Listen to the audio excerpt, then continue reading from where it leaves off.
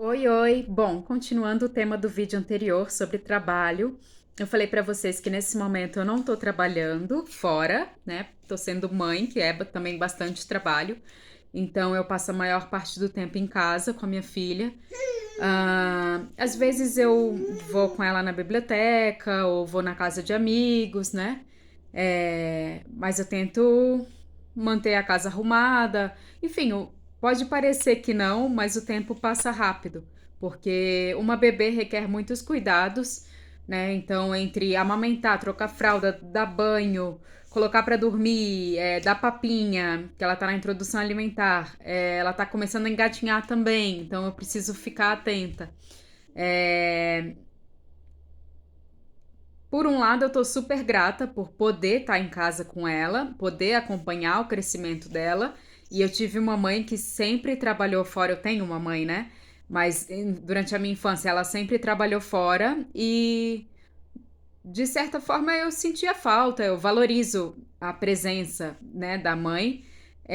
Por outro lado, eu me questiono se ela não vai ficar muito mimada ou se quando ela crescer ela não vai me perguntar: mãe, mas você era professora, por que que você parou de trabalhar quando eu nasci? Sabe? Qual é o exemplo que eu quero dar para minha filha? É, é de que ela pode fazer o que ela quiser, né? De igualdade entre homens e mulheres e pode trabalhar fora, pode estudar, ou é um exemplo de poder ser uma mulher feminina, poder se dedicar à família, saber fazer uma comida caseira, né? Em vez de terceirizar as coisas, enfim. Mas basicamente a minha situação é essa. Ela ainda não vai para creche, não é tão fácil conseguir vaga numa creche pública. E também tem a questão de que eu não dirijo, então, porque eu não sei, nunca tirei carteira. Então, depende de o pai poder levar ela antes de trabalhar, né? Então, fica um pouquinho pesado para ele também. Até porque eu queria que ela fosse meio período. Mas aí, como é que ele vai buscar ela na hora do almoço, né? Se ele só tem uma hora de almoço, enfim. E dependendo do lugar que tiver, não é tão perto da creche. São várias questões aí. Oi, meu amor, oi. Você pode falar, tá bom? Pode falar, tranquila que o pessoal te escuta. Em relação a trabalho, eu falei que fiz cursos de massagem, é uma área que eu gosto também, de terapia corporal. É, Cheguei a estudar um ano de osteopatia em Portugal, universidade particular de novo. Gastei um dinheiro nisso, mas era um ambiente com uma energia um pouco pesada, assim, muito competitivo. Tipo, eu tava tirando notas ótimas em anatomia no primeiro semestre.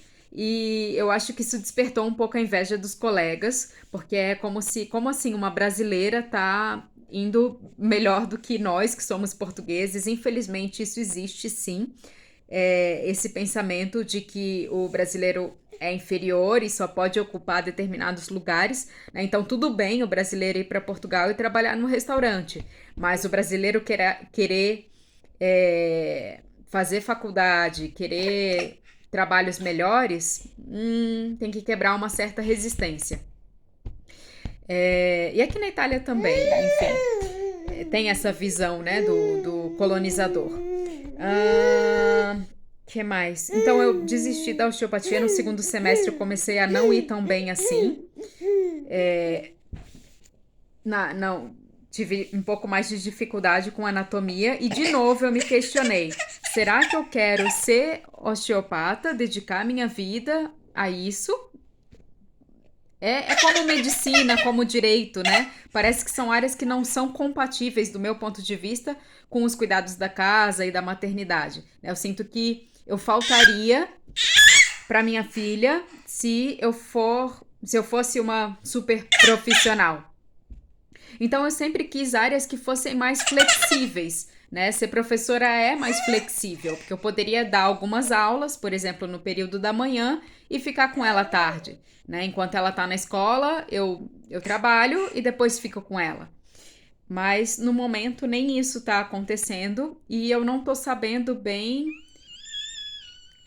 o que fazer, porque também meu diploma não é reconhecido aqui. Aí, atrás de reconhecer meu diploma de letras, eu não tenho experiência em escola infantil, sempre dei aula para adultos.